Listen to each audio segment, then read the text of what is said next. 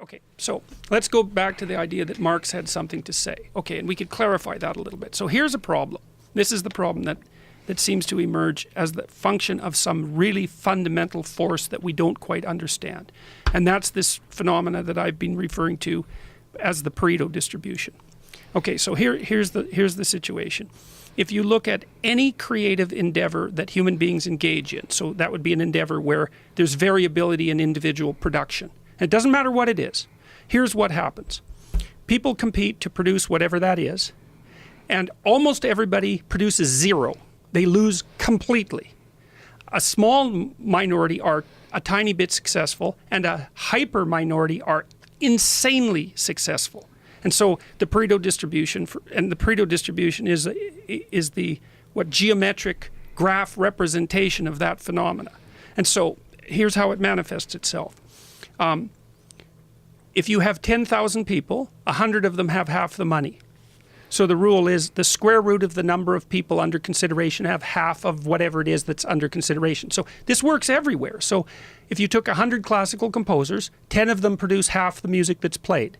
And then if you take the 10 composers and you take 1,000 of their songs, 30 of those songs, which is the square root of 1,000 roughly speaking, are played 50% of the time.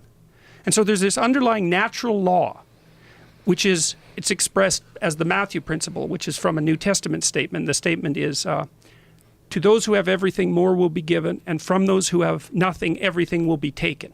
It's a vicious statement, but it's actually, here's one of those places where it's actually empirically true. This happens everywhere. And so what Marx observed was that capital tended to accumulate in the hands of fewer and fewer people. And he said that's a flaw of the capitalist system. That's wrong. It's not a flaw of the capitalist system.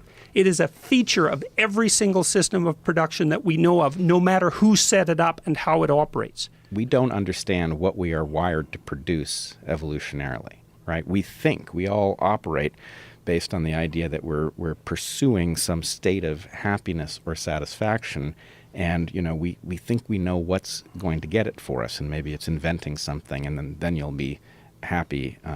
But it's a trap. The fact is, what we are wired to do is to discover opportunities, and then when we discover an opportunity, it benefits the population that we come from, and we turn that discovery into either more mouths to feed or more consumption, and we restore the state of privation, right? We restore the state in which people don't have enough.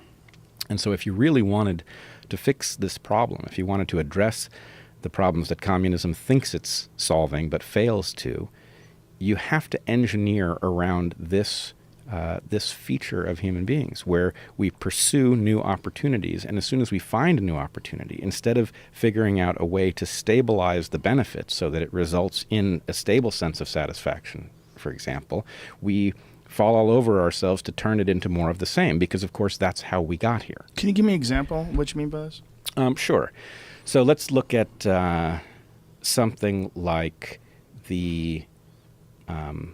let's imagine an ancient farmer. An ancient farmer has a piece of land, and that piece of land will support a certain number of people with the level of technology that the farmer is utilizing. Somehow the farmer ends up either thinking of or discovering by watching somebody else a wheel. Now that farmer has a technology that allows him, or however many people are working that farm, to produce that much more food with no more labor, because the wheel allows you to transport more, for example, at one time. So now that same piece of land can support more people because it can be more efficiently farmed. That could be stabilized as a kind of success. In other words, you could turn the extra, the surplus, into a kind of persistent luxury. Yeah, a luxury, but I mean, luxury is a little bit too trivial sounding. You could turn it into a space where you use that to investigate important stuff. Or you could turn it into more mouths to feed, in which case, as soon as you've produced those extra mouths that are now consuming the output of that farm, now the level of, fear of starvation is right back where it was. Well, imagine that in order for society to progress, you have to allow the individual to compete in a relatively untrammeled space so that they can innovate. And then imagine that one of the consequences of that innovation is that you get these Pareto distributions developing, because the innovator or the one who's second in line to the innovator, whatever, ends up with the bulk of the spoils. So you might say there's a cost to be paid in inequality for innovation.